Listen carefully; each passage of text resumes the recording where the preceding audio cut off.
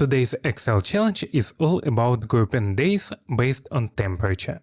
We are going to classify our days into 3 categories. I'll show you 2 different approaches, step by step. First, we need to assign each temperature a category.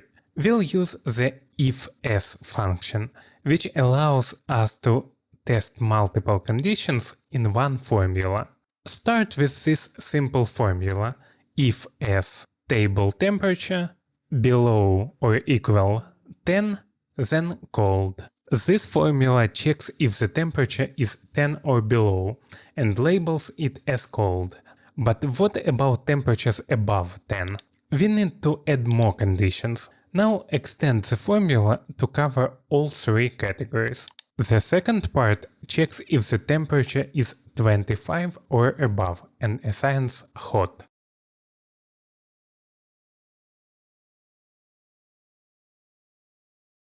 And the final condition, 1, mild, acts as a catch-all. If neither of those first 2 conditions is met, it defaults to mild. After categorizing the data, you want to see how many days fall into each category. We can do this using the GROUPBY function. The GROUPBY function takes the categorized output and groups it by the temperature categories. It then counts the number of entries in each group.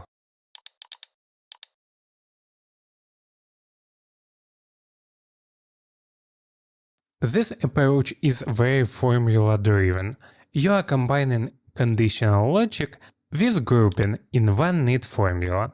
Now the second approach. Here we start by explicitly listing our categories using an array.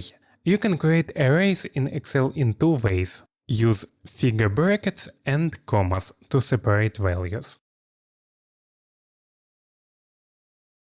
This is a horizontal array. Here we need a vertical one, so let's change commas to semicolons to separate values.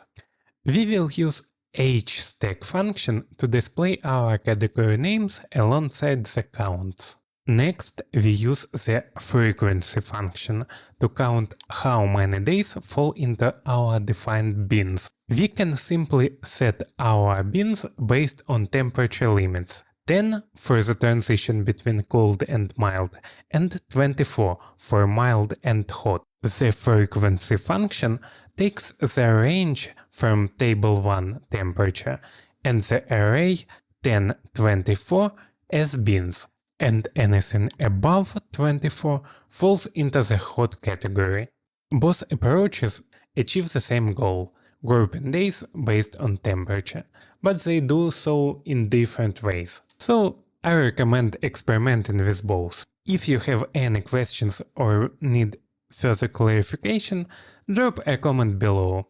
See ya!